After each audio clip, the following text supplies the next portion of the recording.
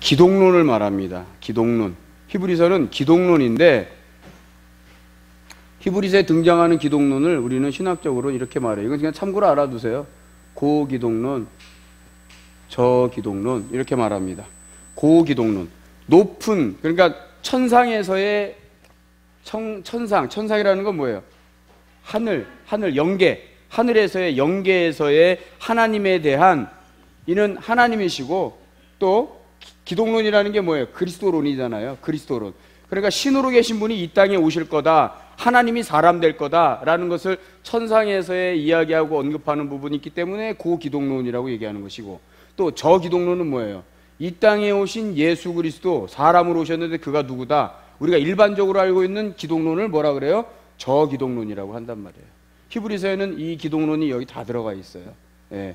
고기독론, 저기독론. 아시겠죠? 쉽게 말하면 영계 하늘 위, 그 다음에 이 세상 땅 아래, 그렇게 해서 히브리서가 언급을 하고 있다는 건데, 히브리서의 특징은 뭐냐 하면 저자가 누군지 몰라요. 아직도 저자를 알 수 없어요. 또 정확하게 바울의 서신처럼 내가 어디 교회에, 내가 누구에게 편지하노니, 이런 식으로 수신자를 밝히지는 않았어요. 그러니까 저자도 알 수 없고 발신자도 알 수 없고 수신자도 알 수 없는데, 수신자를 내용에서는 말해요. 히브리서 전체 내용을 보면 수신자가 누구다라는 것을 100% 명확하게 알 수 있는데, 그게 바로 제목에 나와 있어요. 제목이 뭐예요? 히브리서잖아요. 히브리서. 히브리어의 히브리어. 그러니까 히브리인들에게. 그러니까 이 제목을 히브리인들에게 잡은 이유는 히브리서 13장까지 전체 내용을 보니까, 이거 뭐 3살짜리 애도 알 수 있는 거예요. 이거 누구에게 쓰는 거다? 히브리인들에게 쓰고 있다. 근데 히브리인들이 어떤 히브리인들이냐 하고 보니까 로마에 있는 유대인 누구요? 그리스도인이다. 로마에 있는 유대인 그리스도인. 그러니까 유대인이니까 히브리인들인데, 여기서 말하는 히브리인들은 바로 유대교에 있다가 예수 그리스도로 인하여서 그리스도인들이 된 히브리인들을 말하는 거예요. 그래서 그들에게 쓴 편지가 뭐예요? 히브리서예요. 그런데 많은 학자들이 바울이 썼을 것이다 라고 추정을 합니다. 근데 바울이 썼을 것이다 라고 추정할 수 있는 대목들이 많이 나와요. 문체나 형식이나 바울이 주로 쓰는 단어나 또 율법에 탁월한 그런 지식적인 면들이 히브리서에는 쫙 나오는데, 바울이 썼을 것이다 라고 많은 학자들이 주장은 하지만 받아들여지는 않아요. 근데 약간 신정통 쪽으로 간 사람들은 바울이 썼다라고 아예 정의를 하는 학자들이 있어요. 그런데 우리 복음주의 계열의 신학자들은 아직까지 바울이 썼다라고 단정해서 말하지 않아요. 또 히브리서의 문체는요, 헬라어로 기록된 신약 성경 중에 이게 굉장히 화려하고 어려운 문법적인 단어나 이런 것들이 굉장히 히브리서에 많이 나와요.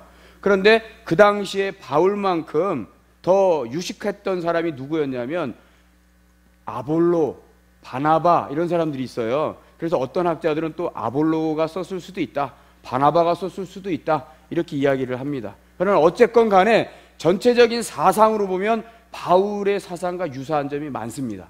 그래서 바울이 썼다라고 보는 그런 견해들이 많이 대두가 되기는 해요. 예. 그러니까 그거를 참고로 알아두시면 좋을 것 같습니다. 자, 히브리서 개관을 한번 같이 읽어보겠습니다. 히브리서 개관을 같이 읽어봅니다. 시작. 본 서신은 개종한 유대인 성도들을 위해 구약의 율법과 각종 제사 제도들이 신약의 그리스도에게서 어떻게 성취되었는지를 실증적으로 보여주는 변증적인 성격을 띤 서신이다.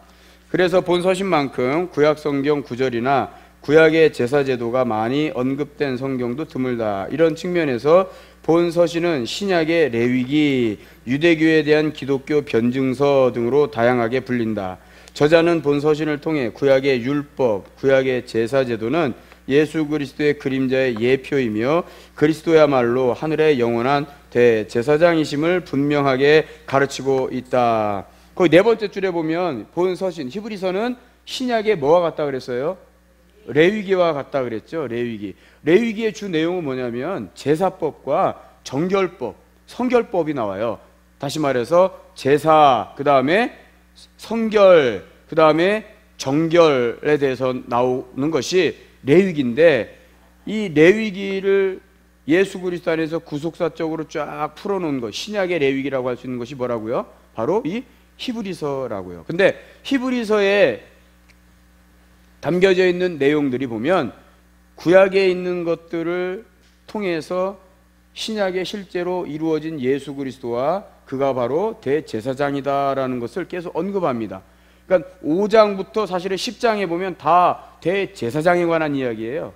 실질적으로는 7장부터 10장까지. 근데 엄밀히 말하면 5장, 10장에 있는 내용이 전부 다 뭐에 관한 내용이라고요? 다 제사장에 관한 내용인데, 거기에서 강조되는 이론이 하나 나와요. 그게 이제 모형론이라고 하는, 모형론. 타입이라 그러잖아요. 최도 전사님이 어떤 타입의 자매를 좋아해요? 네? 최도 전사님이 어떤 타입의 자매를 좋아할 거예요. 여러분들이 어떤 타입의 사람을 좋아할 거예요. 그죠? 이 타입이라는 게 뭐예요? 어떤 형태를 말하는 거예요. 어떤 스타일을 말하는 거예요. 타입. 근데 여기 보면 이 예수 그리스도, 구약에 있는 모든 것은 다 예표고 뭐라 그랬어요? 그림자라 그랬어요. 예표고 그림자라. 이게 바로 뭐냐면 타입인데, 이 타입이 토폴로지라고 해가지고 이게 바로 뭐냐면 이게 모형론이에요. 모형론. 그러니까 구약에 나와 있는 모든 것, 신약성에 여기 히브리서 1장을 한번 보세요. 히브리서 1장 1절 한번 봅니다. 히브리서 1장 1절 같이 한번 읽어보세요.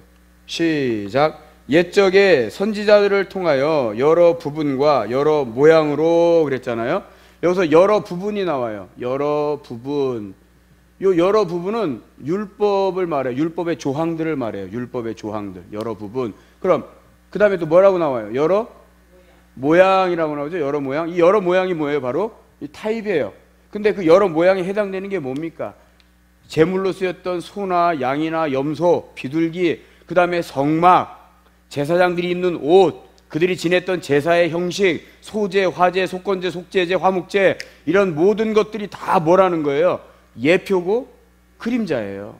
그래서 이 히브리서에는 뭘 얘기하냐면 구약에 나왔던 모든 것은 다 누구를 나타내는 거다? 예수 그리스도를 나타내는 예표이고 그림자인데, 그걸 가리켜서 우리는 뭐라고 한다? 모형론이라고 해요. 모형론. 다 모형이다 이 말이에요. 모형. 그러니까 구약은 다 모형이에요. 다 예표고 다 그림자예요. 그거의 실체가 누구라고요? 예수 그리스도라고요.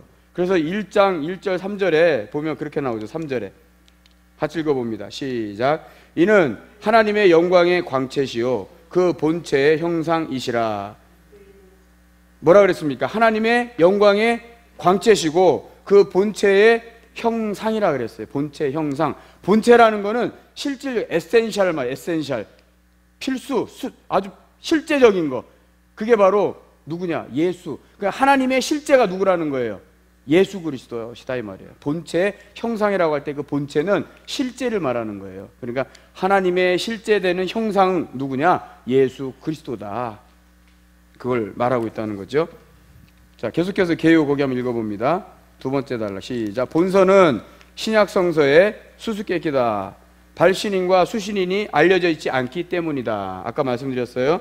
히브리서라는 제목이 붙은 이유는 구약 성서를 자주 인용한다는 점, 모세나 아론, 이스라엘의 선지자들 같은 히브리 인물들보다 예수가 더 위대하다는 것을 증명하려 한다는 점 때문이다. 저자는 예수가 천상의 위대한 제사장으로서 하나님과 죄인들의 관계를 중재한다고 말한다. 유대 율법 아래 제사장들은 필요하지 않다는 뜻이다. 실제로 예수는 궁극적인 제사장일 뿐 아니라 궁극적인 영원한 희생 제물이다. 그랬어요. 넘어가서 기록 목적을 한번 봅니다. 기록 목적과 대상 한번 보세요. 6페이지 같이 봅니다. 시작. 본서는 핍박을 피하고 편안한 인생을 살려고 유대교로 돌아가려는 유대인 신자들에게 믿음의 확신과 장래의 소망을 안겨주기 위해 기록하였으며, 그리스도의 우월성과 그분의 대제사장직의 영원성을 일깨워 줌으로써 기독교 신앙의 확실성과 위대성을 확신시켜 주기 위하여 기록되었다. 본서가 유대계 그리스도인들을 대상으로 쓰여졌다는 것은 본서의 내용을 통해서 우리가 알 수 있다. 자, 히브리서에서 가장 강조가 되는 건 뭐냐면 그리스도의 우월성입니다. 그리스도의 우월성. 자, 한번 따라해 보세요. 그리스도는 천사보다 우월하시다. 그리스도는 선지자들보다 우월하시다. 그리스도는 모세보다 우월하시다. 할렐루야. 자, 그 대목이 이 히브리서 기자가 얼마나 지금 마음이 급했냐면요. 지금 기록 목적을 보니까 누구에게 썼다, 대상을 보니까 누구에게 썼다고요? 유대인들, 히브리인들인데 그가 어떤 유대인이에요? 어떤 히브리인이에요? 유대교에 있다가 예수를 믿고 예수 안에 들어온 자들인데 그들이 지금 어떻게 하고 있다고요? 자꾸 유대교로 돌아가려고 한다고. 왜냐하면 이걸 쓸 당시는 박해가 가장 심할 때예요. 로마에서 박해가 가장 심할 때니까 제가 왜 전에도 한번 말씀드렸잖아요. 박해가 가장 심할 때 예수 믿는 사람들 다 잡아다가 로마 시내를 어떻게 했다고요? 등불처럼 밝혔다고요. 불로 태워서 기름을 부어가지고 그렇게 할 때이기 때문에 유대인 그리스도인들이 다시 유대교로 돌아가고 싶어 했어요. 왜냐하면 로마가 법적으로 유대교를 공식적으로 인정을 해줘요. 근데 기독교는 인정을 안 해요. 그 대신에. 그러니까 이 사람들이 예수 안에서 그리스도인으로 살아가는 게 너무 힘드니까 자꾸 유대교로 돌아가려고 하는 거예요. 그 당시에는 유대교나 그리스도교나 뭐 그게 그거다. 거기서 나는 아류다. 그러나 기독교는 뭔가 좀 문제가 있어. 예수라는 사람을 추종해. 그러니까 로마에서 바라볼 때도 그 당시 로마가 최고로 섬기는 신은 태양신이고 태양신과 1대1로 매칭이 돼서 태양신과 같은 섬김을 받는 사람이 이 땅에서는 황제였단 말이에요. 그 황제가 신인데 자꾸 예수를 신으로 해서 섬기니까 기독교는 싫은 거야. 그런데 유대교는 그들만의 신이라고 해서 그렇게 섬기고 또 분쟁이 일어날 소지가 있기 때문에 로마에서도 그걸 경계해서 유대교를 인정해 준 거란 말이에요. 그 대신 너네끼리만 해 이렇게 된 거란 말이에요. 그러니까 기독교가 막 아주 탄압을 많이 받았어요. 그러다 보니까 이 유대인 그리스도인들이 자꾸 돌아가려고 할 때 히브리서 기자가 그걸 초장에 다 박살내는 거예요. 누가 우월하시다. 니네가 알고 있는 선지자, 모세, 또 천사 그들보다도 우리를 위해서 죽어주신 하나님으로서 오신 하나님의 아들 예수 그리스도 그가 하나님이시고 그가 참 사람인데 그가 대제사장이야. 그가 제일 우월해. 그 내용을 초전부터 처음부터 제시하고 유대인들 그리스도인들을 아주 그냥 다 박살내는 거예요. 1장 1절부터 3절까지가. 지금 제가 세 가지 말씀드렸어요. 그리스도는 모세보다 우월하고 그리스도는 천사보다 우월하고 그리스도는 누구보다 우월해요? 선지자들보다 우월하다라는 걸 이야기합니다. 1장에서 한번 봅니다. 1장 1절 3절을 다시 읽어봅니다. 시작. 옛적에 선지자들을 통하여 여러 부분과 여러 모양으로 우리 조상들에게 말씀하신 하나님이 이 모든 날 마지막에는 아들을 통하여 우리에게 말씀하셨으니 아들을 만유의 상속자로 세우시고 또 그로 말미암아 모든 세계를 지으셨느니라. 이는 하나님의 영광의 광채시요 그 본체의 형상이시라. 그의 능력의 말씀으로 만물을 붙드시며 죄를 정결하게 하는 일을 하시고 높은 곳에 계신 지극히 크신 이의 우편에 앉으셨느니라. 4절. 그가 천사보다 훨씬 뛰어남은 그들보다 더욱 아름다운 이름을 기업으로 얻으심이니. 1절에서 3절까지에 보면 옛적에 누구로부터요? 선지자들로부터 여러 부분, 아까 여러 모양 말씀드렸죠. 여러 부분은 율법이고 여러 모양은 뭐라고요? 여러 가지 모형들을 말한다 그랬어요. 제사, 제사장, 또 제물들 다 이런 것들을 말한다 그랬어요. 그런데 이 모든 것들보다 이 모든 날의 마지막에 누구로 말씀하셨다고요? 아들로 말씀하셨다 그랬어요. 아들로. 근데 그 아들이 누구라는 거예요? 아들이 누구다? 예수다. 근데 그 아들을 뭐로 삼았다고요? 그 아들을 뭐로 삼았다 그랬어요? 2절에 모든 날 마지막에 아들을 통하여 우리에게 말씀하셨는데 그 아들을 뭐로 삼았다고요? 만유의 상속자로 삼았다 그랬어요. 상속자로. 여러분 옛날 성경에는 후사로 나와요. 후사. 그런데 번역이 물론 잘못된 건 아니에요. 맞아요. 상속자라는 뜻도 있고 후사라는 뜻도 있는데 후사라는 뜻이 더 사실은 의미가 넓어요. 더 강한 거예요. 후사라는 것은. 자, 상속은 그러니까 지금 사람들이 이 상속자라는 말을 해석하면 이게 조금 의미가 곡해될 수 있어요. 지금은 법적으로도 상속한다 그러면 장남, 차남, 딸들도 다 상속 받아야 안 받아요? 다 받아요. 여기서 말하는 이 상속자의 개념은 예전의 성경에서 번역했던 후사 개념이 더 맞는 거예요. 후사. 후사는 뭐예요? 누가 후사가 돼요? 많은 자식들 중에 누가 후사가 돼요? 한 사람을 택해야 되잖아요. 장남을 택하든 차남을 택하든 왕의 심중에 제가 차기 대권 후보야. 그럼 그 한 사람을 딱 택하잖아요. 그럼 그 사람이 뭐가 되는 거예요? 한 사람이 후사가 되는 거예요. 근데 이 하나님은 누구를 후사로 삼았다는 거예요? 본체 형상이신 아들 예수 그리스도를 만유의 후사로 삼았다는 거예요. 그 후사가 후사로 말씀하셨고 후사로 모든 만물이 지음받은 거예요. 그러니까 이 세상의 모든 피조물들은 그게 사람이 되었든 동물이 되었든 모든 제도가 되었든 다 누구로 말미암은 거예요? 아들 후사로 말미암은 거예요. 그러니까 이 아들이 너희가 말하는 선지자나 여러 부분, 여러 율법이나 여러 모양, 성막, 제사, 제물 다 모든 것은 다 누굴 말하는 거라 그랬어요? 예수를 말하는 거니까 예수 안에서 지음받은 존재, 지음받은 거 피조물이라 이 말이죠. 그러니까 그 모든 것보다 누가 우월한 거예요? 예수 그리스도가 우월하다는 걸 강조하는 거예요. 히브리서 기자가. 그러니까 유대인들에게 야 너희 왜 이렇게 연약하냐, 너희 그렇게 은혜 아래 있다가 좋을 땐 언제고 지금 힘드니까 다시 유대교로 돌아가려고. 그러니까 히브리서 기자가 그걸 볼 때 안타까운 거예요. 그러니까 막 서론 막 길게 말하지 않고 그냥 초장부터 1장 1절 1절부터 바로 그냥 들어가는 거예요. 바로 너희들이 믿는 예수 그리스도가 우월하시다. 할렐루야. 선지자보다 우월하다. 율법보다 우월하다. 여러 모양보다 우월하다. 할렐루야. 그로 말미암아 모든 만물이 지음받았고 그가 바로 만유의 후사고 하나님은 그 후사로 말미암아 말씀하셨다 이거예요. 그걸 말하는 거예요. 히브리서 기자가 처음부터. 그래서 지금 1절부터 3절까지가 그 내용입니다. 모든 세계를 그로 말미암아 지으셨고 하나님의 영광의 강체시고 본체의 형상이시라. 그는 죄를 정결하게 하는 일을 하시고 사람으로 오셨다는 거예요. 죄를 정결하게 하시고 그가 이제 어디 가셨다고요? 높은 곳에 계신 지극히 크신 이에 어디 앉으셨어요? 우편 보좌에 앉으셨다 그랬잖아요. 저랑 공부할 때는 여러분들이 이걸 생각하라 그랬죠? 뭘 생각하라 그랬어요? 동그란 거 몇 개요? 네, 3개. 항상 동그란 거 3개 그려요. 저는 동그란 거 3개. 자, 여기는 아랫물, 우리가 살고 있는 지구, 이런 별들이 무수히 많은 여기가 어디라고요?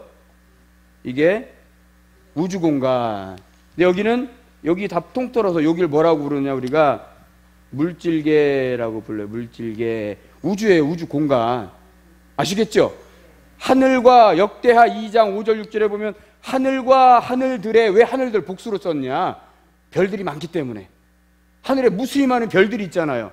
다 그게 어디서 나왔어요? 물에서 나와요. 물에서 나온 거야. 그러니까 물질계 이해는 여긴 다 뭐가 있는 거예요? 다 뭐가 있게 마련이에요? 여긴 다 물이 있게 마련이야. 그러니까 어느 별을 가나 거기에는 얼음이 됐든 뭐가 됐든 물의 흔적이 있을까요? 없을까요? 있어요. 우주공간에 떠있는 모든 별에는 다 물의 흔적이 있을 수밖에 없다. 그걸 과학자들이 지금 하나하나 밝혀내고 있는 것 뿐이다. 할렐루야. 그래서 하늘과 하늘들의 어디도 하늘이라도. 할렐루야. 그런데 제가 이걸 어디에 여기 뭐라고 표현했어요? 이거를 우편이라고. 우편. 편지 보내는 우편이 아니고 우편. 하나님이 가장 아끼는 곳이 어디다? 우편이다. 거기 지금 누가 오르셨다? 아들. 여기 지금 나왔잖아요. 지극히 높으신 이가 어디에 앉으셨다? 우편 보좌에 앉으셨다. 자, 그런데 여기서부터 여기까지는 다 뭐라고 하냐? 이거를 피조개라고 한다. 피조개. 먹는 피조개가 아니고 피조된 세계, 피조된 세상. 근데 여기는 특별히 뭐라고 부르느냐?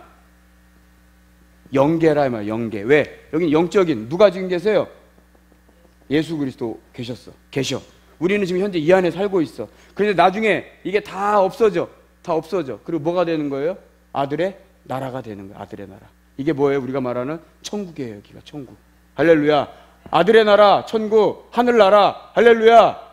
근데 지금 우편에 예수 그리스도 계시다. 그런데 보니까 4절을 보세요. 4절. 시작. 그가 천사보다 훨씬 뛰어남은 그들보다 더욱 아름다운 이름을 기업으로 얻으심이니. 천사보다 훨씬 뛰어나대요. 천사보다 뛰어나. 그가 이름을 가졌어. 천사보다 뛰어난 이름을 가졌어. 요한복음에 보면 아들이 가지고 오신 이름이 무슨 이름이에요? 아들이 가지고 온 이름. 아버지가 아들에게 주신 이름. 그 이름이 뭐예요? 예수예요. 예수.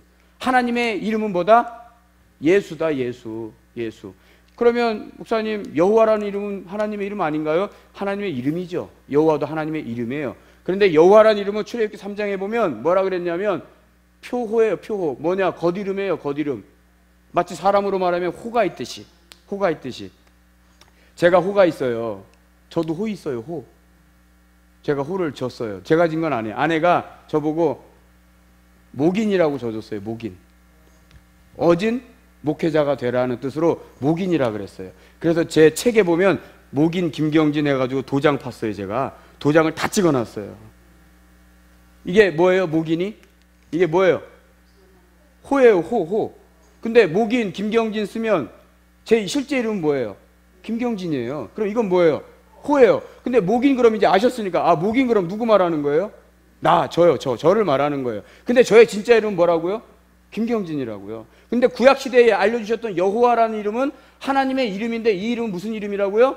이것과 같은 겉이름이라고요. 호라고요. 호. 진짜 이름은 뭐라고요? 예수라고요. 예수. 할렐루야. 그 이름을 누구에게만 주셨다고요? 하나님께서, 아버지가 누구에게 주셨다고요? 아들에게 주셨다고요. 아들에게. 천사는 이 이름을 가질 수 있어요? 없어요? 천사는 이 이름을 죽을 수도 없지만 천사는 이 이름을 절대로 가질 수 없어요. 누구만 가져요? 아들과 예수 안에서 하나님의 아들들이 되기로 작정되고 예정되었던, 우리 에베소에서 지난번에 배웠던 것처럼 창세전에 예수 안에서 하나님의 아들들이 되기로 예정되고 작정되었던 우리들이 뭘 가질 수 있는 거예요? 예수 이름을 가질 수 있는 거예요. 할렐루야. 할렐루야. 그러니까 아들도 누구보다 뛰어나다. 천사보다 뛰어나다. 그 이름을 가지고 있는 저와 여러분들도 누구보다 뛰어나다. 천사보다 뛰어나다. 할렐루야. 그러니까 천사는 우리를 섬길 존재들이란 말이에요. 우리가 천사를 섬김의 대상이 아닌 거고. 아시겠죠? 뭐 때문에요? 하나님의 이름을 우리는 가졌기 때문에. 아멘. 4절에 지금 말하고 있는 거예요. 그가 천사보다 훨씬 뛰어남은 그들보다 더욱 아름다운 이름을 기업으로 얻으심이니. 할렐루야. 저와 여러분들은 아름다운 이름을 기업으로 얻으신 분들이에요. 빌립보서 2장 9절 한번 보세요. 빌립보서 2장 9절. 빌립보서 2장 9절.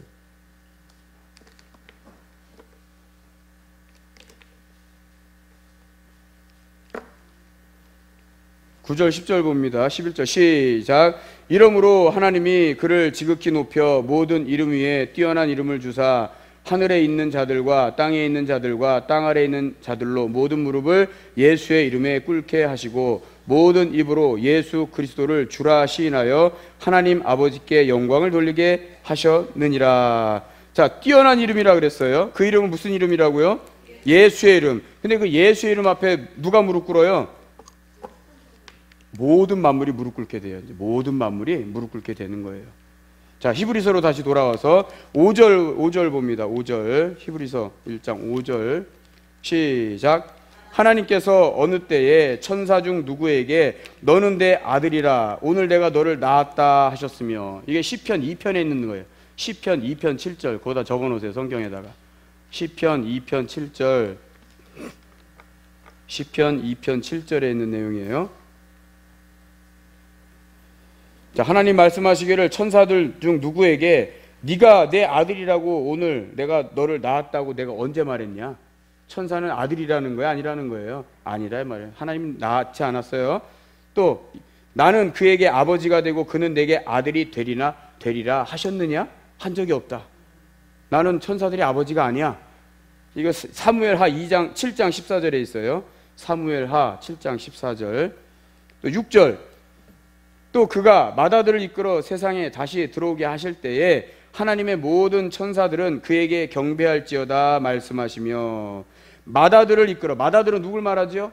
독생자 아들 예수 그리스도를 말하는 거잖아요. 맏아들을 이끌어 세상에 오셨어요. 예수가. 그런데 맏아들을 이끌어 세상에 들어오셔서 여기서 죽으셨잖아요. 근데 죽기만 하셨나요? 부활하셔서 승천하셔서 어디 계세요? 우편 보좌에 계시는데, 아들이 들어오시기까지 이 하늘을 대신 통치하던 자, 그가 누구였냐면 여호와라는 이름을 가지고 일하였던 누구예요? 그가 여호와의 사자였단 말이에요. 여호와의 사자가 아들이 오시기까지 여기서 하늘을 대신. 그러나 이제는 예수로 말미암아 오르셨고, 그렇게 될 때 다 누가 경배하는 거예요? 하나님의 모든 천사들은 누구에게 경배하게 돼요? 아들에게 그에게 경배할지어다 말씀하셨다. 시편 이게 97편에 나오는 내용이에요. 7절 봅니다. 또 천사들에 관하여는 그는 그의 천사들을 바람으로 그랬죠. 바람으로. 바람은 영적 존재를 영으로 바람으로 영으로 그의 사역자들을 뭐로요? 천사들을 사역자들이라고도 불렀어요. 그를 불꽃으로 삼았다. 8절 아들에 관하여는 하나님이여 주의 보좌는 영영하며 주의 나라의 규는 공평한 규이니이다. 규라는 것은 뭐예요? 통치자를 상징하는 거예요. 실질적인 주권자를 상징하는 게 규예요. 규. 근데 그 규가 누구에게 있다는 거예요? 예수 그리스도 아들에게 있다는 거예요. 아들에게. 하나님이여 주의 보좌는 영영하다. 영원하다 이 말이에요. 주의 보좌는 영영하고 여기에 뭐가 있다는 거예요? 규가 있다는 거예요. 규가. 그래서 예수 그리스도가 여기 오르셨으니까 그가 뭘 가지고 계신 거예요? 규를 가지고 계셔. 즉 통치자라 이 말이에요. 통치자. 실질적인 통치자, 주권자다. 주께서 의를 사랑하시고 불법을 미워하셨으니 그러므로 하나님 곧 주 하나님이 즐거움의 기름을 주께 부어 주를 동류들보다 뛰어나게 하셨도다. 천사들보다 뛰어나게 하셨다는 거예요. 어떤 영들보다도 뛰어나게 하셨다는 거예요. 자, 13절 봅니다. 13절 시작. 어느 때에 천사 중 누구에게 내가 네 원수로 너의 발등상이 되게 하기까지 너는 내 우편에 앉아 있으라 한 적이 내가 있느냐?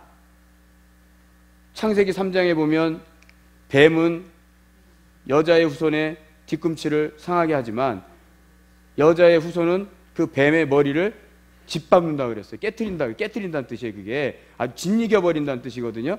그 짓이긴다는 표현이 여기서 뭐라고 쓰였냐? 발등상이에요. 발등상. 어느 제국이든 왕이 되었든지 황제가 되었든 그 보좌에 의자에 앉잖아요. 의자에 앉으면 발을 그냥 아무데나 딛는 게 아니에요. 거기 뭐가 있냐? 발 받침이 있어요. 그게 뭐예요? 발등상이에요. 그러니까 예수 그리스도 우편보좌에 앉으셨다는 것은 이 아래 여기 발등상 누구를 밟았다는 거예요? 마귀를, 사단을 밟았다 이 말이에요. 그의 뱀의 머리를 상하게 할 것이다. 발등상 되게 밟았다 이 말이에요. 할렐루야. 그걸 누구에게 했느냐? 천사에게 했느냐? 아니다. 아들에게 했다 이 말이에요. 아들에게. 다시 말하면 여기서 강조하는 건 뭐냐? 아들은 만유의 후사인 예수 그리스도 아들은 누구보다 우월하시다. 천사들보다도 우월해. 너희는 천사를 두려워서 떨고 두려워 섬겼잖아. 왜? 율법으로 구약시대에 있던 유대인들은요 율법 아래 매여 있었기 때문에 중보를 모세로, 중보자가 모세였단 말이에요. 근데 그 모세에게 십계명 시내산에서 가시나무 떨기 가운데 십계명을 전해준 그 하나님, 여호와의 하나님, 그 하나님이 누구로 현현한 거예요? 여호와로 현현했지만 누가? 여호와의 사자가, 여호와의 사자라 그랬다면 사자. 스데반이 그거 하다가 사도행전 6장 가서 7장 가서 뭐예요? 너희가 너희 조상들이 우리 조상들이 시내산에서 모세가 만난 가시나무 떨기 가운데서 그 하나님 여호와의 사자다 그랬단 말이에요. 여호와의 사자다. 스데반이. 그러니까 돌에 맞아 죽었어요. 유대인들은 하나님이야. 아니, 하나님이 아니라는 거 아니에요. 제 말은 하나님인데 하나님은 누구를 통해서 일하셨다는 거예요? 여호와의 사자를 통해서. 가시나무 떨기 가운데 나타나신 그 하나님 누구를 통해서? 여호와의 사자를 통해서 모세에게 쉽게 시내산에서 돌판을 전해줬다. 스데반도 똑같은 얘기한 거예요. 저처럼. 돌에 맞아 죽었잖아요. 너희가 그렇게 천사를, 유대인들은 그래서 천사를 숭배, 천사를 무서운 존재로, 두려운 존재로 떨었단 말이에요. 근데 다 소용없다. 누구다? 오직 예수 그리스도, 예수 그리스도. 그가 대제사장으로 오신 그가 우월하신 분이기 때문에 우리는 그를 의지하잖아. 너희가 알잖아. 아는데 왜 힘들고 어렵고 핍박받는다고 다시 유대교로 왜 다시 돌아가려고 그래? 그러지 마라. 지금 1장에서 계속 그 얘기하는 거예요. 천사 얘기하면서. 할렐루야. 그 다음 세 번째는 누구보다 우월하다 그랬습니까? 제가 모세보다 우월하다 그랬죠. 모세보다. 3장을 봅니다. 3장 1절부터 봅니다. 3장 1절부터. 사실은 3장 1절부터 4장 13절까지가 다 모세와 연관된 이야기예요. 그러니까 계속 모세보다 그리스도가 우월해, 모세보다 그리스도가 우월해, 그 얘기를 3장 1절부터 4장 13절까지 계속 반복하는 거예요. 자, 3장 1절부터 6절까지만 한번 봅니다. 시작. 그러므로 함께 하늘에 부르심을 받은 거룩한 형제들아, 우리가 믿는 도리의 사도이시며 대제사장이신 예수를 깊이 생각하라. 지금 예수를 뭐라고 부르고 있어요? 히브리서 기자가 대제사장이라고 부르고 있어요. 2절. 그는 자기를 세우신 이에게 신실하시기를 모세가 하나님의 온 집에서 한 것과 같이 하셨으니 그는 모세보다 더욱 영광을 받을 만한 것이 마치 집 지은 자가 그 집보다 더욱 존귀함 같으니라. 집마다 지은 이가 있으니 만물을 지으신 이는 하나님이시니라. 자, 집이 있는데 그 집 주인이 누구다?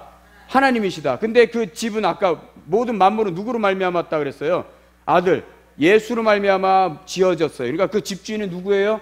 예수 그리스도예요. 예수 그리스도. 그런데 그 집에 그 아들, 집을 지은 주인이 오시기까지 누가 있었어요? 그 집에 모세가 있었다 이 말이에요. 모세가 뭐 하고 있었어요? 집을 관리하고 있었다 이 말이에요. 모세가. 그러니까 그 모세보다 누가 더 월등하고 뛰어난 거예요? 집을 지은 자. 집을 관리하는 사람보다 누가 더 뛰어나요? 집을 지은 자. 그가 누구다? 하나님이시다. 이 땅에 하나님으로 나타나신 분이 누구다? 영광의 광채시요 본체의 형상이신 누구? 예수 그리스도. 그가 바로 대제사장이다. 그가 우월하신 분이다. 누구보다? 모세보다 우월한 분이다.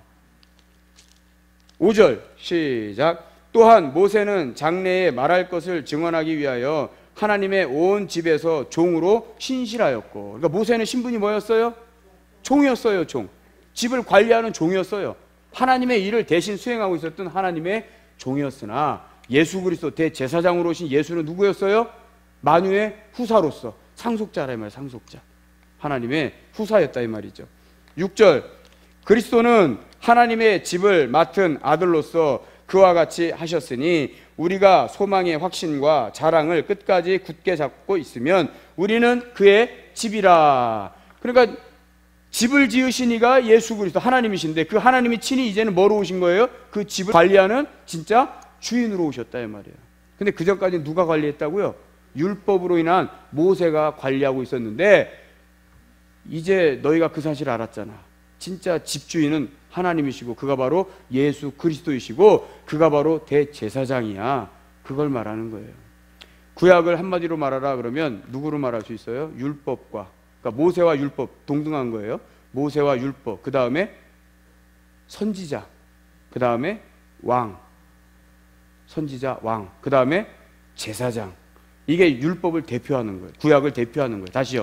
누구라고요? 구약을 대표하는 게 모세와 율법 그리고 왕과 선지자와 대제사장. 근데 그 중에서 왕은 사실 보잘것없어요. 왜냐하면 하나님이 늘 이스라엘 백성에게 말씀하시기를 너희의 왕은 누구다? 나다. 사람이 세운 왕이 아니고 내가 너희의 왕이야. 하나님 그걸 알려주신 거예요. 구약을 통해서. 자, 그 다음에 예수 그리스도의 사역의 우월성을 말합니다. 예수 그리스도의 사역의 우월성. 그게 4장부터 7장까지 쭉 나오는데 사실은 이게 10장까지 쭉 이어져요. 그게 무슨 사역이냐? 예수 그리스도의 사역의 대표적인 게 뭐냐? 아까 뭐라 그랬죠? 예수 그리스도는 뭐로 오셨다 그랬어요? 대제사장으로 오셨어요. 대제사장. 예수 그리스도의 사역의 대표적인 것은 대제사장입니다. 대제사장. 예수는 만왕의 왕으로 오셨고 예수는 선지자로도 그걸 우리는 합쳐서 뭐라 그러죠? 예수 그리스도의 삼중직이라고 하죠. 삼중직. 삼중직을 나타내는 게 그리스도예요. 그리스도. 다시 말하면 히브리어로는 메시아라고 해요. 메시아 그리스도. 이게 뭐로 나타나냐면 삼중직으로 나타나는데 이 삼중직이 뭐예요? 왕, 그 다음에 선지자, 그 다음에 제사장. 이런데 히브리서에서 강조하는 예수 그리스도의 사역, 이건 다 사역이에요. 삼중직이라는 건 사역적인 거예요. 뭐라고요? 왕, 선지자, 제사장. 이걸 뭐라고요? 그리스도라고 한다고. 왜요? 기름 부음을 받기 때문에. 그리스도, 구원자, 메시아인데 히브리서에서 강조하고 있는 거는 뭘 강조한다고요? 그리스도의 사역 가운데 제사장직을 강조하고 있어요. 제사장직. 근데 무슨 제사장이냐? 무슨 제사장이에요? 대제사장. 구약에 보면 레위기, 출애굽기, 신명기 보면 대제사장이 하는 일이 있어요. 뭐냐면 7월 14일 대속죄일이 7월 14일 대속죄일 날 모든 백성의 죄를 사함받기 위해서 대제사장이 양을 잡아서 그 피를 받아가지고 성소와 지성소가 있는데 지성소 안을 연기로 자욱하게 해놓고, 왜? 하나님을 볼 수 없으니까. 하나님을 볼 수 없잖아요. 그러니까 뿌옇게 연기로 꽉 채워놓은 다음에 대제사장이 여기다 줄을 묶고 방울을 매달아가지고 모든 백성의 죄를 사함받기 위해서 제사장이 들어간단 말이에요. 그래서 이걸 아크라고 하는데 법궤, 증거궤라고 하죠. 자, 이게 뚜껑이잖아요. 이게 그룹이에요. 근데 여기 안에 만나의 항아리와 쌍난 지팡이와 돌판이 들어있잖아요. 그래서 법궤, 언약궤, 증거궤라고 하는데 여기가 시은좌라고 해요. 은혜를 베푸는 곳, 장소다 이 말이에요. 은혜를 베푸는 자리다 이 말이에요. 여기다가 피를 뿌려서 제사장이 이제 나오면 모든 백성의 죄가 어떻게 된 거예요? 사함 받은 건데, 이거를 하러 대제사장이 들어갔다가 다니면은 무슨 소리가 나요? 딸랑딸랑딸랑 소리 나는데 제사장이 죄가 있었어. 그 죄를 해결하지 않고 들어갔어. 그럼 어떻게 돼요? 그 자리에서 바로 즉사하는 거예요. 그러면 사람들이, 성소에 있는 제사장들이 그걸 어떻게 해요? 아유, 죽었구나. 우리 대제사장이 죽었네. 큰일 났다. 다시 어떻게 끌어당겨. 그 다음에 다른 대제사장을 세워서 다른 대제사장이 들어가요. 근데 그 사람도 죄가 있으면 어떻게 돼요? 또 그 자리에서 바로 또 죽는 거예요. 아무튼 대제사장이 죄가 없어야 돼. 그래서 백성들의 죄를 사함을 받을 수 있도록 요 안에 들어가서 피를 뿌려요. 그럼 이제 살아서 나왔어요. 그런 다음에 아사셀이라고 하는 양 또는 염소라고도 하는데, 이 아사셀의 염소를 안수해서 여기서 용서받았지만 백성들의 모든 죄를 이제 여기에 안수를 전가시켜요. 그래서 양을 어디로 보내요? 광야로 그냥 보내. 광야로. 그러면 광야에서 어디로 갔는지 흔적도 모르게 그냥 자기 혼자 왔다 갔다 다니다가 굶어 죽든지 독수리한테 잡혀 먹든지 하여튼 그냥 죽어 없어져. 그건 뭘 말하는 거야? 하나님 우리의 죄를 생각한다 안 한다? 안 한다 이 말이에요. 생각 안 한다. 그래서 여기서 피를 뿌리고 그 죄를 또 여기다 전가시켜서 이걸 또 다 광야로 그냥 보내버리는 그 일을 하는 게 누구예요? 대제사장인 거예요. 하나님과 우리 사이의 관계를 뭐 하는 거예요? 화해시키는 그 직분을 수행하는 게 대제사장인데, 그 대제사장의 일을 누가 하러 오신 거예요? 예수님이 오셨다. 예수님이. 근데 구약의 대제사장은 이 대속죄의 일을, 이런 제사를 지내는 거를 대속죄의 일이라고 하는데, 이 대속죄를 1년에 몇 번씩 한다 그랬어요? 1년에 한 번. 1년에 한 번. 그러니까 매해마다 하는데, 그때마다 누가 죽어야 돼요? 우리가 죽는 대신에 소나 양이나 염소가 죽어나가죠. 또 대제사장이 1년에 한 번씩 지성소 안에 들어가야 안 들어가요? 들어가죠. 구약의 제사장은, 구약의 제사는, 구약의 속죄는 이랬다 이 말이에요. 히브리서 기자가 유대인들에게. 그러나 이것은 썩어 없어질 뭐다? 예표고 모형이고 그림자야. 그런데 너희가 언제까지 이거 하다가 죽을래? 이거를 다 영원히 이루신 분, 단 한 번에 친히 제물이 되어서 여기서 피를 뿌리시고, 또 친히 몸을 다 찢어, 살을 다 찢어 우리에게 주신 분이 계셔. 그분이 바로 영원한 대제사장이다. 그분이 바로 누구다? 그분이 예수 그리스도다. 우리는 예수로 인해서 이 모든 것을 육체의 예법만 따르던 우리가, 해마다 지켜야 되는 우리가 이거 이제 안 해도 된다. 이거 안 해도 돼. 안 해도 되고 우리는 다 예수로 말미암아 이루어졌다. 근데 너희가 그걸 알아놓고도 다시 유대교로 돌아가서 다시 여기로 갈래? 다시 여기로 갈래? 그러면서 6장에서 강조하는 게 뭐냐면, 너희가 예수 안에서 구원의 맛을 보고 성령에 참여한 바가 되고 하늘의 영광의 빛을 맛본 자들이 너희가 다시 돌아갈 수 있느냐? 다시 돌아갈 수 없다. 다시 돌아가면 누구를 죽이는 거라고요? 예수 그리스도를 또 죽이는 건데, 그런 일이 있을 수 있다 없다? 없다 이 말이에요. 그러니까 예수 안에서 옛날에 구약에 여기 있다가 예수에게 왔어요. 근데 너희가 다시 여기로 돌아가면 너희는 구제할 방법이 있다 없다? 없다. 구제할 방법이 없어요. 할렐루야. 마치 뭐 생각나요? 우리 지난번에 데살로니가 후서 2장 배울 때 그랬잖아요. 데살로니가 후서에 보니까 거기 무슨 사건이 나와요? 배교의 사건이 나오잖아요. 배교의 사건이. 마찬가지예요. 배교도 누가 해요? 배교도. 지금 이 로마에 있는 유대인 그리스도인들이 자꾸 핍박과 박해와 고난이 따르니까 믿음이 흔들리다가 어디로 다시 옛날로 돌아가려고 하는 거예요. 불신자로 살았던 사람들이 교회 안에 들어 신앙생활 한다고 하는데 어렵고 힘들고 시험받고 환란이 닥쳐오면 다시 옛사람으로 돌아가려고 해요. 돌아가요. 그 안에 누가 없기 때문에? 예수가 없기 때문에. 그럼 예수가 없기 때문에. 뛰어난 이름, 그 뛰어난 이름, 천사들보다도 그들이 가질 수 없는 그 뛰어난 이름을 하나님이 주신 그 이름, 예수라는 이름을 내가 갖고 그 이름을 소유하고 의지하고 그 이름과 하나가 돼야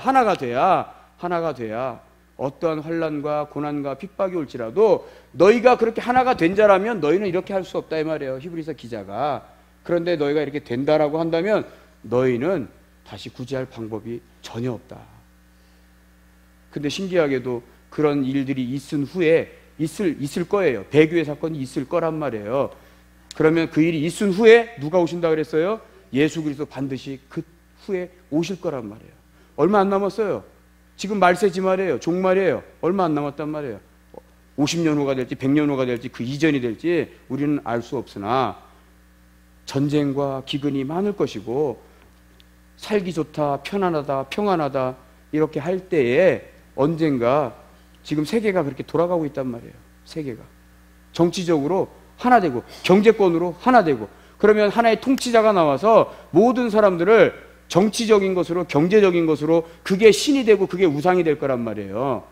영적인 싸움이 그렇게 비롯된단 말이에요, 앞으로. 그러면 정치와 외교와 경제와 국방 이런 힘에 의해서 힘의 논리로 좌지우지 되는 거예요. 그런 그 힘 때문에 거기에 다 굴복하게 되어 있어요, 앞으로.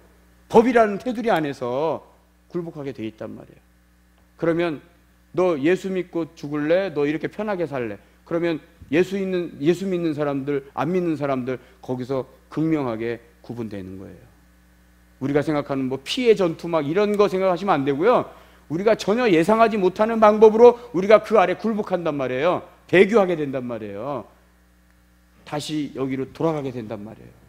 그런 일들이 있은 후에 올 것이다 이 말이죠. 자, 우리 4장을 한번 봅니다. 4장 14절 16절 한번 봅니다. 4장 14절 16절 히브리서 같이 읽어봅니다. 시작.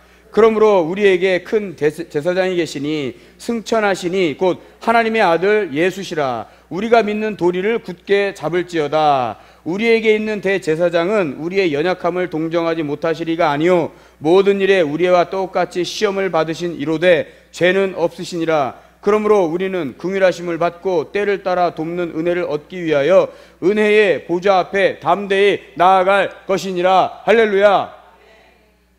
그는 죄가 없으신 하나님이신데 이 땅에 오셨다 그랬어요. 그래서 우리를 위해서 죽어주신, 정결케 하신 뭐예요? 대제사장이란 말이에요. 근데 그가 오셨다가 지금 어디 계신다는 거예요? 하늘에 계신다는 거예요. 그가 하늘에 계신다. 근데 그 하늘에 계신 그 우편 보좌를 아까 뭐라 그랬어요? 여기서는 지금 성경에서는 은혜의 보좌다. 그 은혜의 보좌가 어디예요? 구약에서 보면, 성소에 가서 보면 법궤 지성소 안에 있는 뭐예요? 시은좌란 말이에요. 시은좌. 하나님이 여기서 누굴 만나시는 거예요? 대제사장을 통해, 중보자를 통해서. 중보자 누구였어요? 대제사장. 그 중보하는 대제사장을 통해서 하나님이 여기서 우리를 만나주시고 은혜를 베풀어 주시는 장소가 시은좌인데, 이 시은좌가 어디서 이루어졌어요? 하늘 우편 보좌에서. 할렐루야. 또 예수를 구주로 영접한 저와 여러분 심령 안에서 예수 이름이 있는 곳에서 저와 여러분들이 경험하는 거예요. 그래서 여러분, 이름과 영광과 보좌는 뭐예요? 다 같은 거예요. 같은 거. 보좌에 영광이 있고 거기 뭐가 있어요? 이름이 있는 거예요. 할렐루야. 여러분들 심령에 뭐가 있어요? 지금 현재 예수의 이름이 있어요. 그러니까 여기 뭐가 있는 거예요? 하나님의 영광이 저와 여러분들과 함께하고 있는 거예요. 하나님의 보좌와 같이. 할렐루야. 그래서 저와 여러분들이 지성소가 되는 거예요. 그게 누구 때문에 이루어졌다고요? 중보하시는 예수 그리스도 대제사장으로 인하여서 이루어졌다. 아멘. 자, 5장으로 한번 더 가서 봅니다. 5장 1절부터 한번 쭉 봅니다. 5장 1절부터 좀 길지만 10절까지 한번 같이 읽어보겠습니다. 5장 1절에서 10절 시작.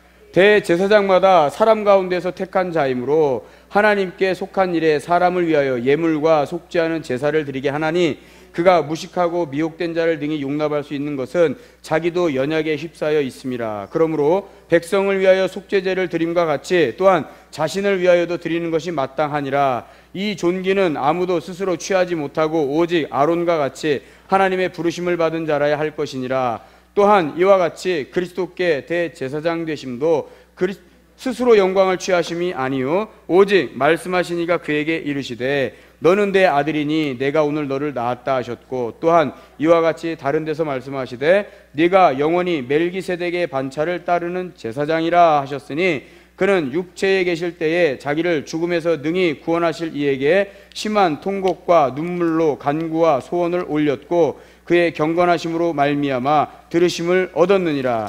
그가 아들이시면서도 받으신 고난으로 순종함을 배워서 온전하게 되셨은즉 자기에게 순종하는 모든 자에게 영원한 구원의 근원이 되시고 하나님께 멜기세덱의 반차를 따른 대제사장이라 칭하심을 받으셨느니라. 아멘. 여러분, 멜기세덱이 창세기 14장에 보면, 창세기 14장에서 18절로 쭉 보면 멜기세덱이 나오잖아요. 근데 멜기세덱은 의의 왕이라 그랬고 살렘 왕, 평강의 왕이라 그랬는데 그는 부모도 없고 어디서 왔는지도 고향도 모르고 어디로 가는지도 모르고, 그러니까 영원성을 상징하는 사람인데 누구를 말하는 거냐면 예수 그리스도를 말한다 그랬어요. 그래서 히브리서에 보면 예수 그리스도가 영원한 대제사장으로 오셔서 아론의 반차를 따르는 게 아니라 누구의 반차를 따른다 그랬어요? 멜기세덱의 반차를 따른다 그랬어요. 아론은 제사장, 레위 지파의 대표적인 인물이고 제사장 가문이다 그러면 아론의 가문이잖아요. 그런데 아론은 육의 사람이잖아요. 육의 사람으로서의 육적인 대제사장을 계속 배출해내는 가문이나 멜기세덱은 예수 그리스도를 상징하는 것은 그의 영원성을 말하는 거예요. 어디서 비롯됐는지 어디로 갈지 아무것도 몰라. 근데 그는 의의 왕이고 평강의 왕이에요. 그러니까 그는 예수 그리스도를 상징하는 것이기 때문에 히브리서는 예수 그리스도와 멜기세덱을 어떻게 본 거예요? 같이 본 거예요. 그래서 아론의 반차를 따른다고 하지 않고 히브리서 기자는 멜기세덱의 반차를 따르는 예수 그리스도, 그가 바로 대제사장이고 하나님께서 그를 맏아들로 삼으시고 그를 대제사장으로 세우셨고 보내셨다. 근데 그걸 누가 고백하냐면 다윗왕이 고백해요. 다윗이 내 후손으로 말미암아 멜기세덱의 반차를 따르는 자가 올 것이다. 다윗이 말해요. 시편에서. 다윗이 어디서 말하냐면 한번 찾아볼까요?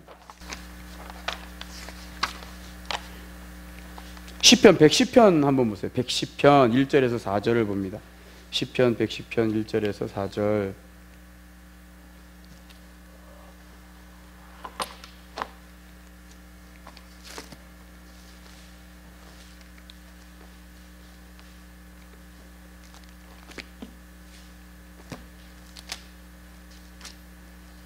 시편 110편 1절 4절 같이 한번 볼까요? 시작. 여호와께서 내 주에게 말씀하시기를 내가 내 원수들로 내 발판이 되게 하기까지 너는 내 오른편에 앉아있으라 하셨도다. 여호와께서 시온에서부터 주의 권능의 규를 내 보내시리니 주는 원수들 중에서 다스리소서. 주의 권능의 날에 주의 백성이 거룩한 옷을 입고 즐거이 헌신하니 새벽 이슬 같은 주의 청년들이 주께 나오는도다. 여호와는 맹세하고 변하지 아니하시리라 이르시기를 너는 멜기세덱의 서열을 따라 영원한 제사장이라 하셨도다. 할렐루야. 또 신약에도 보면 마가복음 12장에서 마가복음도 한번 봅니다. 마가복음 12장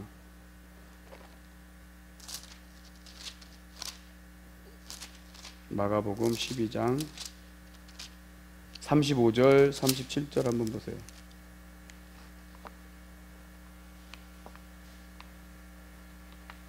(35절) (37절) 시작.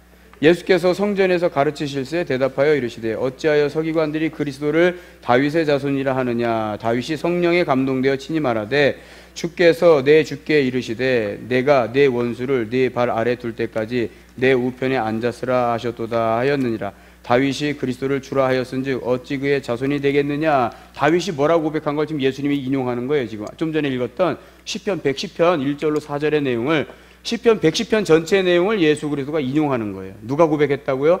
다윗이 고백했다고요. 누구를요? 그리스도. 누구다? 대제사장 멜기세덱의 반차를 따라오시는 그가 우리를 구원하실 자다. 그가 예수 그리스도. 멜기세덱의 반차를 따라올 자 다윗이 고백했다는 것을 지금 주님이 말씀하고 계신 거예요. 자, 다시 히브리서로 와서 히브리서로 오셔서 우리 7장도 한번 봅니다. 7장 7장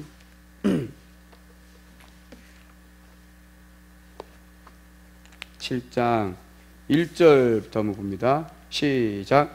이 멜기세덱은 살렘 왕이요 지극히 높으신 하나님의 제사장이라. 여러 왕을 쳐서 죽이고 돌아오는 아브라함을 만나 복을 빈 자라. 아브라함이 모든 것의 10분의 1을 그에게 나누어 주니라. 그 이름을 해석하면 먼저는 의의 왕이요 그 다음은 살렘 왕이니 곧 평강의 왕이요. 마태복음이나 누가복음 1장 2장에 보면 의의 왕이요 평강의 왕은 우리가 누구라는 걸 알 수 있어요. 예수 그리스도시라는 걸 알 수 있잖아요. 3절. 아버지도 없고 어머니도 없고 족보도 없고 시작한 날도 없고 생명의 끝도 없어 하나님의 아들과 닮아서 항상 제사장으로 있느니라. 하나님의 아들과 닮았다. 하나님의 아들 예수 그리스도를 나타내는 예표하는 거죠. 자, 7절부터 한번 봅니다. 7절부터 시작. 논란의 여지 없이 낮은 자가 높은 자에게서 축복을 받느니라. 또 여기는 죽을 자들이 10분의 1을 받으나 저기는 산다고 증거를 얻은 자가 받았느니라.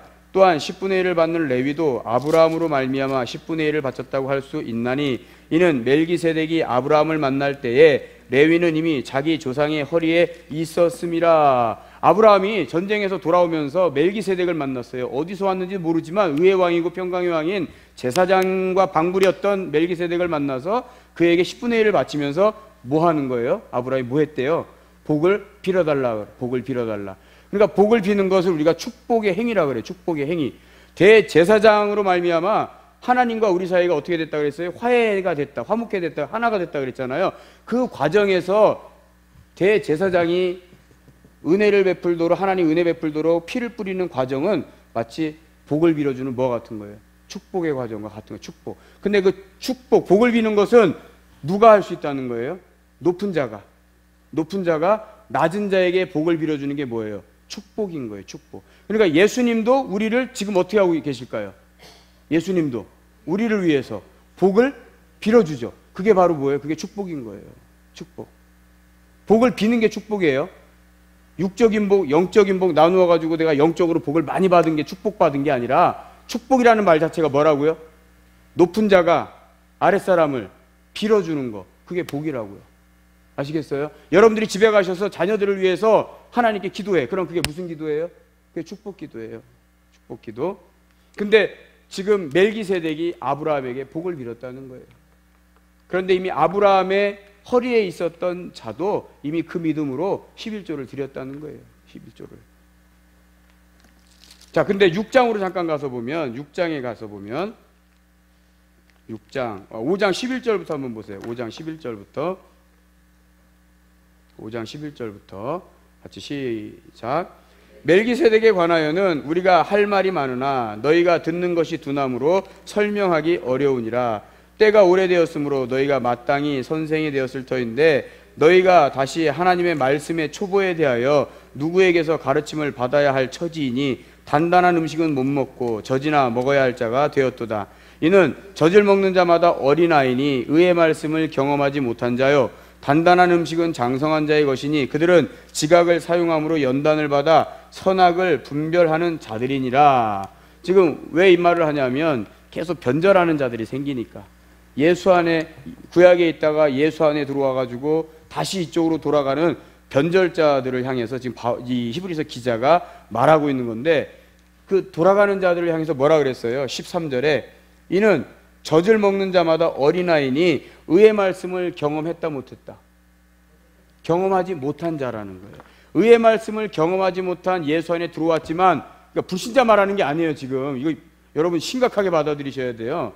히브리서 기자가 말하는 건 불신자를 대상으로 하는 게 아니라 히브리서의 대상이 누구였어요? 유대인, 그리스도인들이었어요. 네, 하나님을 알고 예수를 구주로 영접한 하나님의 백성 자녀된 그들이 변절해서 다시 돌아가는 자들이 있었어요. 그걸 막는 거예요. 그런데 뭐라 그랬습니까? 그들을 향해서 어린아이와 같다 그랬고, 아까 고린도전서 2장에도 그랬죠. 어린아이와 같은 자라, 육에 속한 자. 여기 보니까 뭐라 그랬어? 정확하게 의의 말씀을 경험했다 못했다. 의의 말씀을 경험하지 못한 자예요. 의의 말씀을 경험하지 못한 자, 그들이 바로 뭐 했다는 거예요? 변절한다는 거예요. 돌아간다는 거예요. 자꾸. 그러니 14절 시작.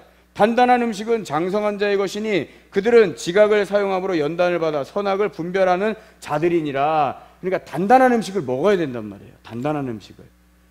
내가 듣기 좋은 것만 들으면 안 되고, 듣기가 불편해도 또 어려워도, 나 쉬운 말씀 듣고 싶은데 저 너무 어려워. 그래도 들어야 되고, 싫어도 들어야 되고, 어려워도 들어야 되고, 그걸 먹어야 되고, 그래서 깨달아야 되고, 의의 말씀을 알아야 되고, 할렐루야.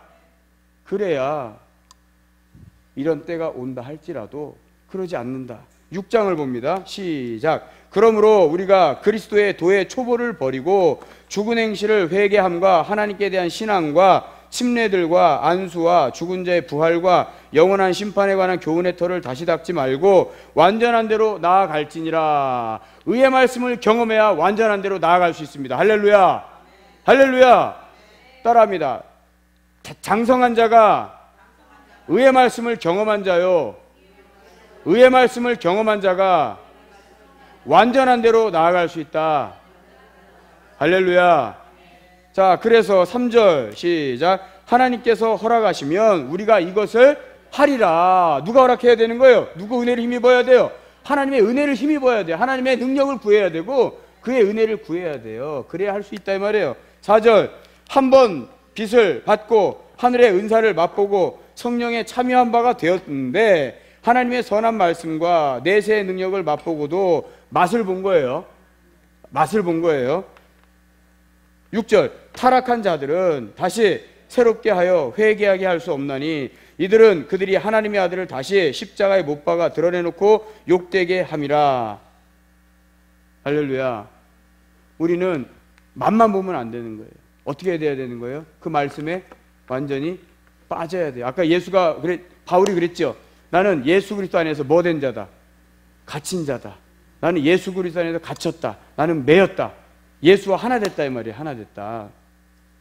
근데 맛만 보면 우리는 언제든지 우리가 예수와 멀어질 수 있다는 것을 여러분들이 경계해야 될 것 같습니다. 경계. 자, 9절부터 봅니다. 9절부터 8절에 보면 만일 가시와 엉겅퀴를 내면 버림을 당하고 저주함에 가까워 그 마지막은 불사름이 되리라. 하나님께서 합당한 걸 요구하실 때 합당한 걸 내야 되는데 의의 말씀을 경험하지 못한 자들이 변절하게 되면 뭘 낸다는 거예요? 가시와 엉겅퀴를 내서 그건 다 불사르게 된다는 거예요. 9절부터 봅니다. 사랑하는 자들아 우리가 이같이 말하나 너희에게는 이보다 더 좋은 것 곧 구원에 속한 것이 있음을 확신하노라.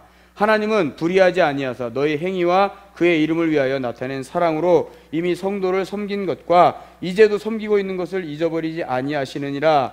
우리가 간절히 원하는 것은 너희 각 사람이 동일한 부지런함을 나타내어 끝까지 소망의 풍성함에 이르러 게으르지 아니하고 믿음과 오래 참음으로 말미암아 약속들을 기업으로 받는 자들을 본받는 자 되게 하려는 것이니라. 약속을 기업으로 받는 자들이 누구냐면 뛰어난 이름을 받은 자들, 예수라는 이름을 소유한 자들, 소망의 풍성함에 이른 자들을 말하는 겁니다. 13절에 하나님이 아브라함의 약속하실 때에 가리켜 맹세할 자가 자기보다 더 큰 이가 없으므로 자기를 가리켜 맹세하여 이르시되 내가 반드시 너에게 복주고 복주며 너를 번성하게 하고 번성하게 하리라 하셨더니 그가 이같이 오래 참아 약속을 받았느니라. 그 약속을 받아서 하나님께서 아브라함에게 약속하신 것, 그 약속을 받아서 아브라함을 통해서 다윗의 자손을 통해서 누가 오신 거예요? 예수 그리스도 오셨는데 그걸 친히 누가 약속하셨다는 거예요? 하나님이 약속하셨다는 거예요. 근데 여기서 맹세라는 단어가 나와요. 맹세. 맹세가 뭐냐면 맹세는요 아랫사람이 윗사람을 향해서 하는 게 뭐예요? 그게 맹세예요. 그러니까 윗사람이 아랫사람에게 하는 건 약속이에요. 근데 그걸 맹세라고 하지 않아요. 그런데 지금 이 말씀에서는 하나님이 친히 말씀하시기를 아브라함에게 그게 원시복음이에요. 내가 너로 인하여 네 자손으로 인하여 하늘의 별과 같이 땅의 모래와 같이 그러므로 너를 믿음의 약속의 자손으로 삼아 모든 이 세상의 사람들이 다 구원을 얻게 하려 하는 것이 하나님의 뜻이고 그 약속을 누구에게 했다는 거예요? 아브라함에게 하셨는데 이제 이루어졌는데 그 약속은 하나님이 친히 뭐 하셨다? 맹세하셨다 이 말이에요. 맹세. 하나님이 제일 높으신 분이죠. 근데 높으신 분이 누구와 맹세를 해요? 아랫사람이 윗사람에게 약속을 해서 드리고 하는 게 맹세인데 하나님은 맹세의 대상이 돼야 안 돼요? 안 된다 이 말이에요. 하나님은 맹세를 하실 수 없는 분이에요. 그런데 하나님이 친히 자신을 걸고 맹세하셨다는 거예요. 그러니까 이 약속은 이루어져야 안 이루어져요? 이루어지는 거예요. 누가 맹세하셨기 때문에? 하나님이 맹세하셨기 때문에. 하물며 세상에서도 아버지가 자녀에게 얘야 내가 너에게 이거 꼭 사줄게 약속. 근데 약속하면서 뭐해요? 도장 찍어. 그게 뭐예요? 이게 맹세인데 이 세상에서는 그게 성립이 될 수 있으나 원래 법적으로도 맹세라는 단어는 밑에 사람이 윗사람에게 하는 게 이게 맹세지 윗사람이 아랫사람에게 하는 건 맹세가 아니에요. 그런데 하나님은 친히 자신의 이름을 걸고 자신의 목숨을 걸고 뭐 했다는 거예요? 맹세하셨다는 거예요. 이런 하나님이에요. 하나님이 친히 맹세하신 거예요. 16절 그 얘기가 나와요. 시작. 사람들은 자기보다 더 큰 자를 가리켜 맹세하나니 맹세는 그들이 다투는 모든 일의 최후의 확정이니라. 이 사전에도 맹세를 찾아보세요. 어떻게 나오나.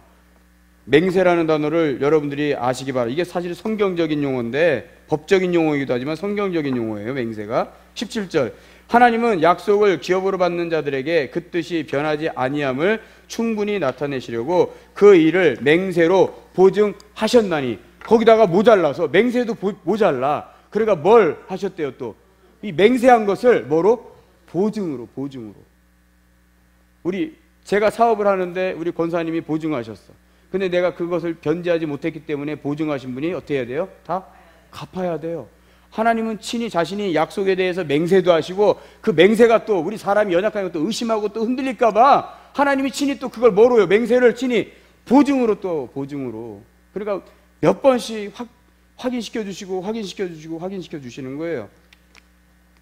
18절 이는 하나님이 거짓말을 하실 수 없는 이 두 가지 변하지 못할 사실로 말미암아 앞에 있는 소망을 얻으려고 피난처를 찾은 우리에게 큰 안위를 받게 하려 하심이라.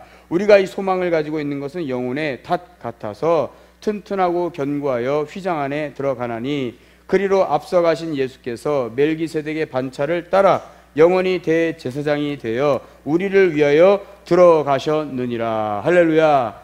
어디로 들어가셨어요? 우리를 위하여 대제사장이 돼서 들어가셨대요. 어디로 들어가셨어요? 하늘 보좌로 들어가셨죠. 하늘 보좌로 들어가셨어요. 근데 누구의 반차를 따라요? 멜기세덱의 반차를 따라 영원한 대제사장이 되어 그리로 들어가셨다. 중요한 것은 우리를 위하여 또 그렇게 하셨다는 거예요. 우리를 위하여. 할렐루야. 할렐루야. 오늘 여기까지 할게요. 진도를 맞출게요. 제가 8장부터 나머지 히브리서가 중요해서 어쨌든 진도는 맞춰 드릴 수 있으니까 8장부터는 다음 시간에 이어서 계속 할게요. 아셨죠? 예. 자, 기도하겠습니다.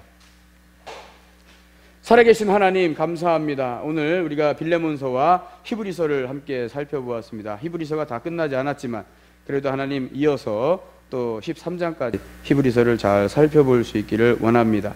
하나님 예수 그리스도 만유의 후사로 만왕의 왕으로 또 하나님 그가 그리스도로 오셔서 정말 우리가 육체의 예법을 따르는 그리스도의 예표요 모형이었던 그림자였던 정말 구약과 같지 아니하고 율법과 같지 아니하고 제사와 같지 아니하고 이제 그 모든 것을 단번에 이루신 예수로 말미암아 대제사장 되신 예수 그리스도의 은혜로 하나님의 자녀되어 하나님의 뜻을 이루는 그러한 삶을 살아가는 우리 모두에게 주의 뜻이 이루어짐을 보게 하시고 하나님 오늘 우리가 배운 히브리서와 빌레몬서를 통하여서 우리가 이 땅에서도 어떻게 수고하며 어떻게 살아야 하는지를 알게 하시고 깨닫게 하시고 말씀을 보는 가운데 그 말씀을 또한 깊이 깨닫게 하시고 그러한 영안을 열어주시고 안목을 허락해 주시기를 원합니다. 오늘 이 시간도 하나님 홀로 영광 받으시고 하나님 남아있는 이제 몇 주간 우리가 이 신약 개관 과정을 다 잘 끝낼 수 있기를 원합니다.